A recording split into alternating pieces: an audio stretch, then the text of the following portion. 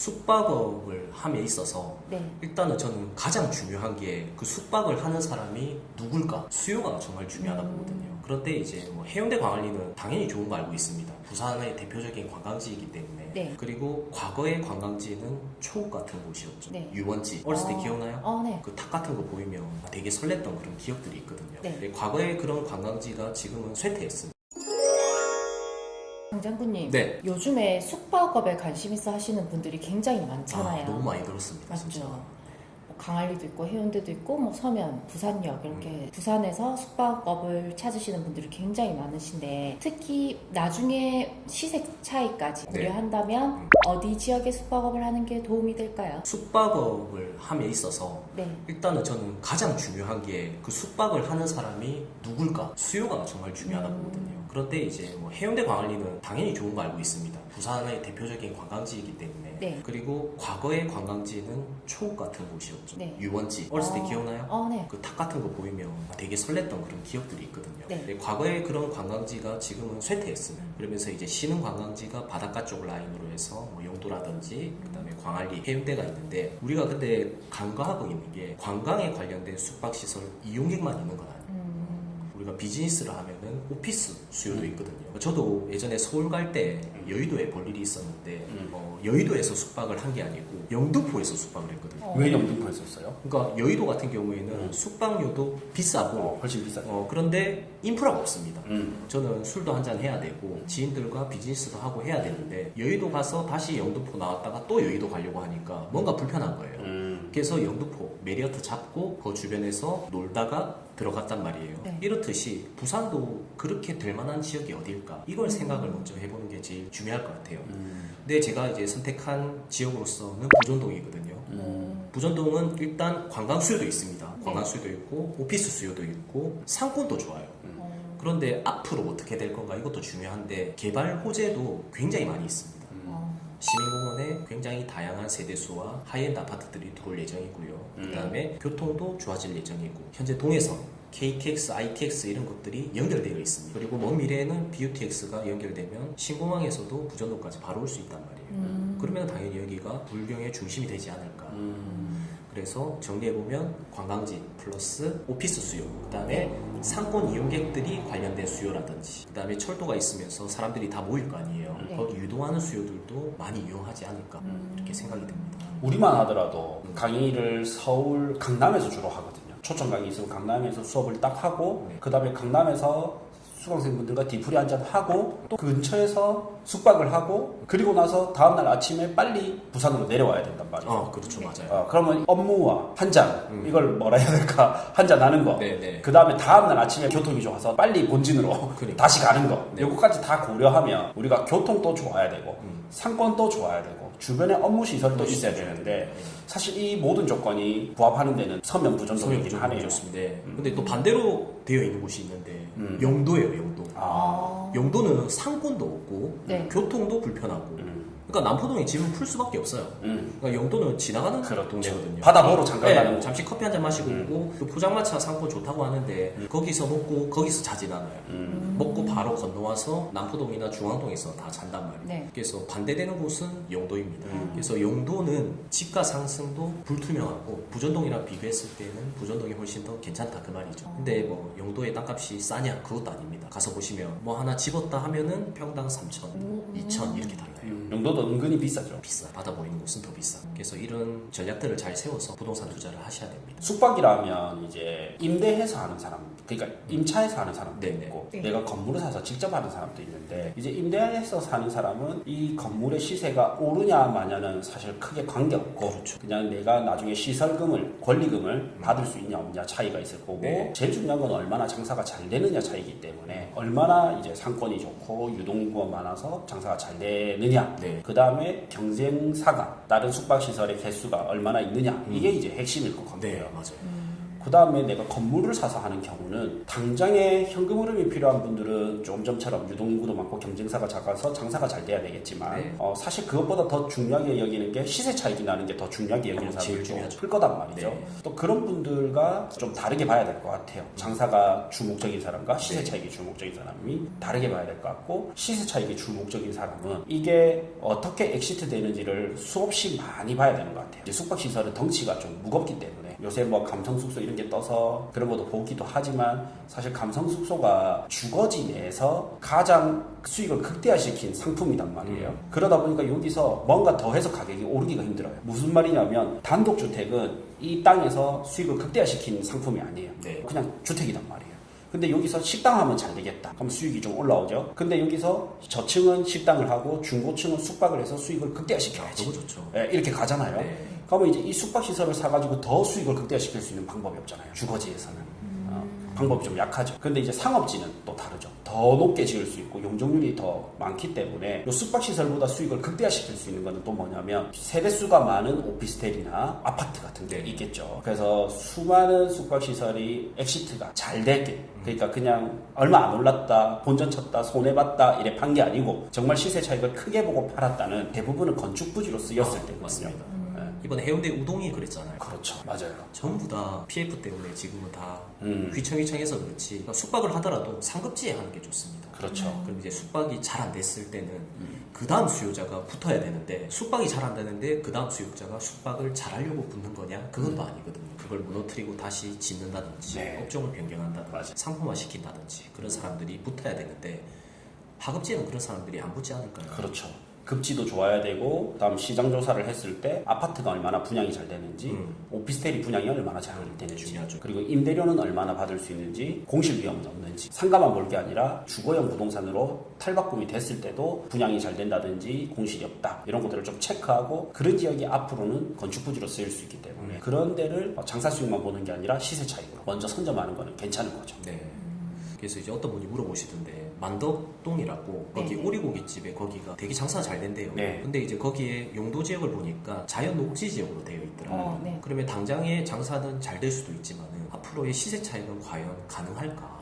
이게 좀 의문이었습니다. 네. 그런 데가 이제 제가 금방 말씀드렸던 곳이랑 정반대죠. 땅값이 비교적 저렴하단 말이에요. 네. 그리고 경쟁사가 좀 작아. 그러면 장사는 잘 될 수가 있어요. 네. 그러면 1차적으로는 장사가 잘 되는 곳에서 현금 흐름을 만들어야 되고, 또 실적을 만들어야 돼요. 남들이 생각했을 때는 이제 현금 흐름을 만드는 건 당연하잖아요. 내가 월세가 들어와야지 돈이 모이니까 이거는 당연히 누구나 생각하거든요. 근데 여기서 다음 스텝으로 가기 위해서는 부동산, 이제 자본이득을 가져가야 되거든요. 근데 여기서 뭐냐면 세금 신고를 다 안 한단 말이에요. 그렇죠. 그러니까 매출을 다 안 잡아. 그러니까 실제로는 실리는 좋지만 대출을 받으려고 하니까 대출이 작게 나와요.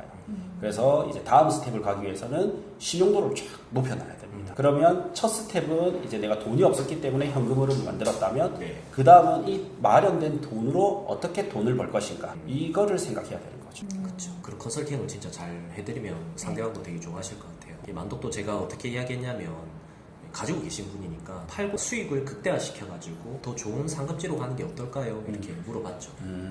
왜냐면 10년 전에 가격을 보니까 똑같거든요. 그렇죠. 땅값이. 많이 안 올라. 그래서 크게 말할 필요가 없어요. 10년 전에 가격이 700인데 10년 후에 가격이 750 정도밖에 안 돼요. 네. 근데 이제 다른 지역을 보면 10년 전과 후가 10배 오른 것도 있고 최소 2배는 올랐습니다. 최소. 역을 끼고 그냥 평지의 상업지는 최소 2배는 올랐기 때문에 운영에서 보는 돈보다는 지가 상승이 더 크지 않을까요? 이렇게 좀 말씀을 드렸죠. 그러니까 이제 깨닫고 포지션을 바꾸려고 하시더라고요. 그리고 장단점이 또 있는 게, 운영에서 버는 돈은 시설이 좋아야 되잖아요. 네. 사람들은 숙박시설로 가는데 너무 노후된 곳에 안 갈 거 아니에요. 그렇죠. 안 가죠. 네, 그러면 시설 좋은 데를 가죠. 네. 근데 이 시설은 감가가 되잖아요. 노후화가 되잖아요. 네, 맞아요. 그러면 내가 지금 당장 신축일 때는 장사가 잘 되는데, 이게 노후도가 올라갈수록 다시 감가가 되니까 네. 리모델링을 해야 되거든요. 네. 그때 목돈이 탁 나간단 말이에요. 많이 나가죠. 네. 지금 리모델링 비용도 올라가니까. 그래서 지금 버는 돈이 100% 다 내 수익이 아니에요. 네. 미래의 이 리모델링비를 생각해서 남겨놔야 되거든요. 네. 근데 이제 부동산 땅값은 노후도가 있는 게 아니잖아요. 시간이 지날수록 가격이 계속 오르잖아요. 네. 그래서 처음에는 이제 숙박 운영에서 출발했지만 나중에는 시세 차익이 날 수 있는 입지 좋은 곳에 건물을 사야 되거든요. 그러면 우리가 건물을 꼭 이제 만덕 같은 데를 팔아서 가는 것도 있지만 네. 실적이 좋아버릴 때 매출을 잘 잡아가지고 세금 신고 똑바로 다 해가지고 대출을 받아서 가는 것도 좋은 방법이에요. 극대화시켜가지고. 와, 그것도 좋은 방법이에요. 은행에서 봤을 때는 너 숙박시설 잘하는지 안 하는지 보자 했는데 잘하고 있잖아요.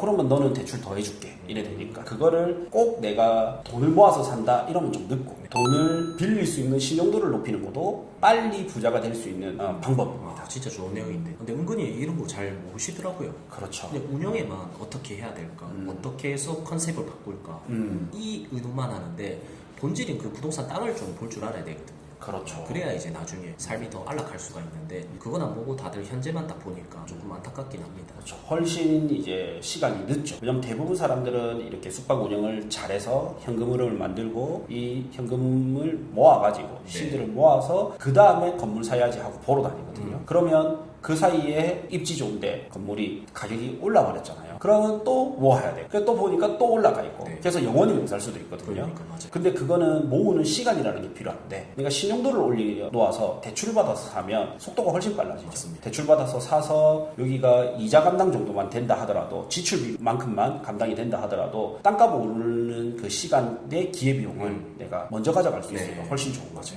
이번에 그 제송동에 계시는 분이랑 미팅을 했는데 예전에 정말 오래전에 모텔을 샀는데 싸게 샀어요. 현금으로. 근데 지금 많이 올랐거든요. 운영을 대충 하시더라고요. 그래서 아니 그래도 이거 열심히 해가지고 돈 들어가고 나중에 팔면 되는데 더 필요하면 추가 대출 받아서 조금씩 쓰면 된다면서 너무 좋더라고요. 그렇죠. 그게 전형적인 좀 투자자 마인드죠. 그게 은행인 줄 알았어요. 그냥 그걸 은행으로 표현하더라고요. 네. 이거는 나의 개인 은행이다.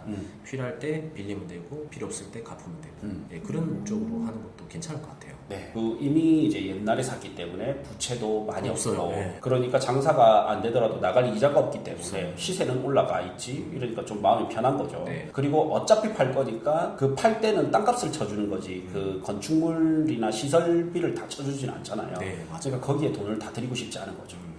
8억에 샀는데 이제 30억 이렇게 이야기가 오고 가고 있다 하니까 그 또한 사실은 여기에 핵심 포인트는 뭐였냐면 첫 번째는 좋은 입지, 두 번째는 좋은 타이밍에 샀던 거죠. 맞아. 부동산을 하다 보니까 진짜 타이밍이 정말 중요한 것 같아요. 주식도 타이밍이 중요했지 않습니까? 그때 들어갔던 거는 뭐 상급지 좋은 것들도 올랐지만 밑에 것들도 다 같이 올랐거든요. 부동산도 약간 비슷한 것 같습니다. 지금 건물 투자하는 타이밍은 괜찮지 않나요? 지금은 너무 좋은 타이밍이죠. 지금 타이밍이 어떠냐면 이제 주식 올랐죠. 부동산 오를 차례인데 서울은 다시 이 규제 속에서도 다시 오르고 있죠. 그 다음에 부산에 아파트부터 올라가야 하는데 아파트 일부 올랐죠. 그런데 이제 건물은 금매가 쌓였던 게 거의 사라지고 이제 한 10% 20%밖에 안 남았잖아요. 네. 이거 끝나고 나면 이제 시세가 오르겠죠. 요즘에는 아파트보다 건물이 더 싼 것 같습니다. 진짜. 훨씬 눌려있죠. 잡혀가되어 네. 있고 매수하기도 조건이 너무 좋죠. 아파트는 자금 조달 계획서부터 해가지고 온갖 거를 조사를 많이 하고 네. 대출도 받기도 힘들고 그렇죠. 맞아요. 금리도 높고 이런데 오히려 건물은 이제 대출 받기도 좋고 자금 조달 계획서도 안 쓰잖아요. 네. 훨씬 유리한 게 많죠. 법인 매입도 가능하고. 그렇죠. 네.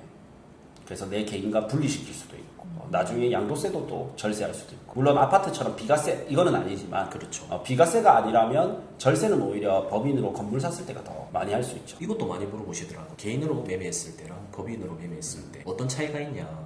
그것도 이제 고대장님 한번 말씀해 주시면 좋을 것 같아요. 법인으로 사면 제일 좋은 게 다양한 부분에서 경비 처리가 되거든요. 그 대표적인 게 대출이자, 인건비, 그 다음에 개인으로 했을 때 적용을 다 못 받는 공사비 같은 거, 그 다음에 뭐 벌금 내고 이런 거 있잖아요. 그런 것도 경비로 돼요. 너무 좋다. 뭐 방송이다 보니까 항목을 세밀하게는 못 풀어드리지만 대다수가 경비 처리를 다 할 수가 있습니다. 그리고 또 마지막에 좋은 점이 개인은 내가 팔고 나서 2달 내에 양도세 신고를 하잖아요. 네. 근데 법인은 팔고 나서 다음 연도 3월 달에 세금을 내거든요. 1년에라는 유예기간이 있네요. 그렇죠. 그러면 이 1년이라는 기간 동안 뭐 이게 연말에 팔았으면 몇 달 안 되지만 이 유예기간 동안 이제 내가 경비를 좀 더 쓸 수도 있고 세금을 좀 줄일 수 있는 방법을 찾을 수가 있는 거죠. 근데 개인은 빼박이잖아요. 네, 빼박이죠. 그래서 저희가 어제 사실 우리 VIP분 상담 때도 말씀드렸지만 법인이 돼야지만 다음 단계 부자로 올라갈 수 있다. 법인을 안 하고서는 이제 아파트나 개인으로서는 요 정도 부자까지는 올라가요. 옆에 친구보다 나은 정도는 돼요. 근데 그 이상은 올라가면 세금을 다 두들겨 맞으니까 세금을 내야 되니까 네. 못 올라간단 말이에요. 네. 그때 이제 법인으로 가야 되는 거죠. 제일 손님들이 많이 물어보시는 게 개인은 돈을 마음대로 조금 융통해서 뺐다 넣었다 이렇게 쓸 수가 있잖아요. 근데 법인은 대표이사를 하더라도 마음대로 돈을 수익을 뺄 수가 없어서 그것 때문에 법인 설립하는 걸 좀 싫어하시는 분들이 많으시던데 그것도 방법이 있나요? 그거는 법적 테두리 내에서 해야 되고 그냥 안 해봐서 그런 거죠. 그러니까 운전하기 전에는 나도 우리 옛날에 생각해보면 운전하기 전에는 내가 사고 나면 어떡하지? 그렇죠. 그래서 두려움이 있죠. 사실 운전면허 따는 것도 좀 두려움이 있었거든요. 근데 막상 해보니까 어때요? 그 편안함이 너무 더 좋잖아요. 네, 별거 없습니다. 네. 할 게 없습니다. 네, 법인도 좀 마찬가지예요. 세무사가 그 세금 계산해주죠. 내가 못한다 하면 그 다음에 또 법인 설립은 또 법무사가 해주죠. 나는 그거에 맞춰서 운영만 좀 잘하면 되는 거고 그리고 막상 해보면 크게 어려운 건 없고 또 그 생각하는 한 90%는 그냥 잘 없죠.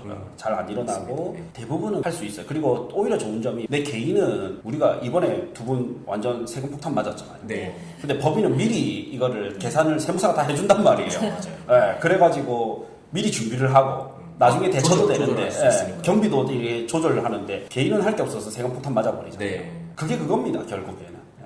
돈이 어떤 돈이 어디서 생기는 게 아니잖아요. 결국 내가 일해서 벌고 자본 이득만큼 버는 거기 때문에 어떤 돈이 생기는 건 아니고 그 있는 돈을 어떻게 쓰느냐지 우리가 뭐 불법을 할 건 아니니까 그렇죠. 사실 어려워 보이지만 사실 그게 그겁니다. 네.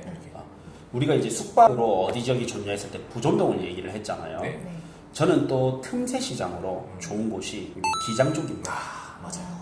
저희가 이제 기장 쪽에 있다가 이사를 왔지만 네. 네. 사실 기장 쪽이 굉장히 좋거든요. 제가 실명을 오픈해드리긴 그렇지만 굉장히 이제 숙박에서 빅데이터를 가지고 있는 분이거든요. 네. 그분이 우리나라 거의 최고 플랫폼의 빅데이터를 들고 있는데 그분의 이야기로는 기장 1강 쪽이 더 좋대요. 해운대 광안리 서면보다.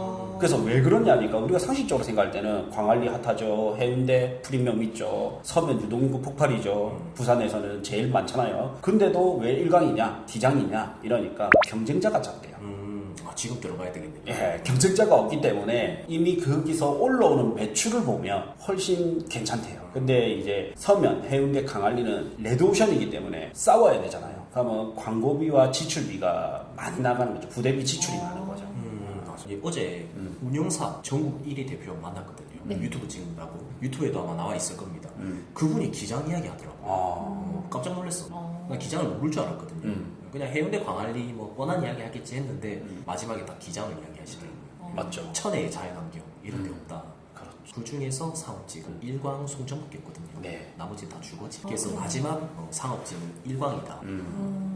그리고 부산 사람이다 보니까 바닷가를 너무 저평가한대요. 그분은 이제 인천인가 저 어쨌든 네. 수도권 사람이고 제가 아는 그분은 서울 사람인데 서울 사람. 부산 바닷가는 이거는 엄청난 자산이래요. 바다가 보이면 자손대대로 먹고 살 수 있고 바다에서 걸어서 한 5분 거리라도 충분히 수익을 거둘 수 있대요. 네.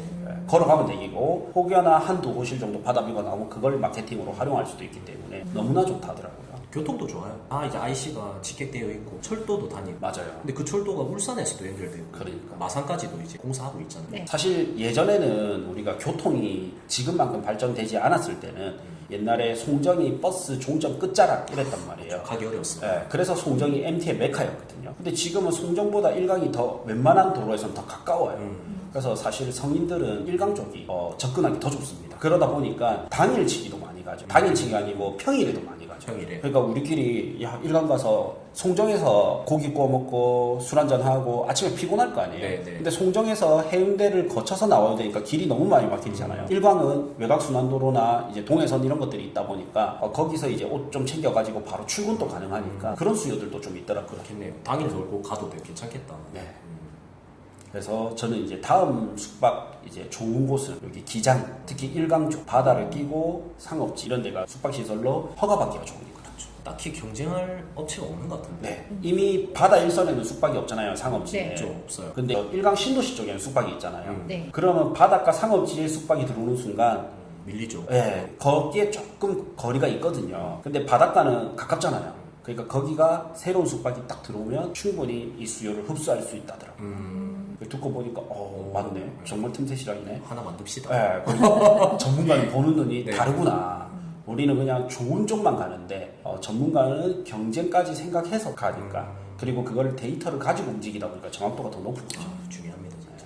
다 알아야 돼요, 진짜. 그래서 그분 말로는 자기가 지금 현재 남은 전 재산이 현금이 한 10억 정도 되는데 우리가 투자를 한다면 자기는 투자를 할 의향도 있다. 아, 그래요. 근데 광안리 해운대 서면은 투자 안 한대요. 자기는 안 할 거래. 거기가 나쁘다는 아닌데 이제 그 사람 관점에서는 네. 사람마다 관점이 다 다르니까 객단가도 좀 높지 않아요? 기장 바다가 보이면 일단 단가가 높고 네, 일단 높고 싶었죠. 그리고 이제 여름 한철에 이미 좀 많이 뽑고 가니까. 근데 이것도 성향 차이가 있던데요. 바닷가에서 장사하시는 분들이 맨날 하는 말이 뭐냐면 성수기 때는 장사가 너무 잘 되는데 평일하고 비수기 때는 좀 너무 조용하다. 그러면 서면이나 이런 시내로 들어가 볼까요? 이래 하면 처음에 불만이었거든요. 네. 그럼 들어가 볼까요? 하면 또 그거 싫대. 그게 뭐라냐면 여기는 그 성수기 두세 달 동안 1년치를 거의 다 벌어버리기 때문에 두세 달 바짝 일하고 그 다음 좀 널널하게 한대요. 우리 사람마다 적은 강도로 계속 하는 걸 좋아하는 사람이 있고 고강도로 딱 하고 푹 쉬는 걸 좋아하는 사람이 있잖아요. 그렇죠, 맞아요. 네, 그런 분들은 이 바닷가 쪽이 더 맞는 거죠. 괜찮아요. 그래서 싫다 하지만 막상 가자니까 안 가고 바닷가 쪽에 하나 더 사더라고요. 바닷가 진짜 괜찮은 게 저도 이제 최근에 아기를 놓았는데 광안리에 가가지고 뭔가 아기랑 같이 숙박을 하고 싶다 이런 생각이 아예 맞아요. 없어지더라고요. 없었을 때는 무조건 광안리 해운대였거든요. 그렇죠. 근데 바다에 뭐 풀빌라에 아기들 놀기 좋은 공간이 있어야 되겠다. 거기에 최적화된 게 아무리 생각해봐도 해운대는 5성급 호텔이 밖에 없고 기장밖에 없는 거예요. 네. 그래서 기장이 있으면은 숙소를 잡겠다. 광안리는 절대 안 가겠다. 남포동역도 좀 어렵다 교통이. 그래서 기장의 수요가 가족 수요들이 꽤 있을 것 같아요. 다인이 이제 수요할 수 있는 수요들. 이게 다 좀 다양한 것 같아요. 젊은 세대들이 놀기에는 정말 광안리 커플 이런 놀기에는 광안리가 너무 좋고 야경도 이쁘고 네. 하니까 그 다음에 가족 단위 그리고 외국인들 이렇게 놀기에는 해운대가 좋고 외지인들이나 맞아요. 외국인들 네. 광안리는 또 일방통행이 너무 많다 보니까 저는 개인적으로 그 가는 길에 이미 힘이 너무 빠지더라고요.